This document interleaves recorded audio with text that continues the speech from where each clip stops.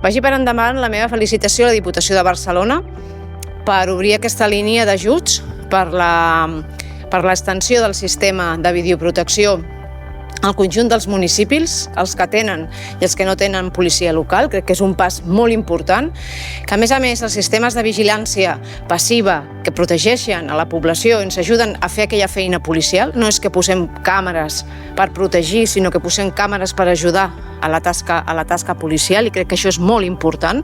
La tecnologia ha d'estar al servei de la protecció de les persones.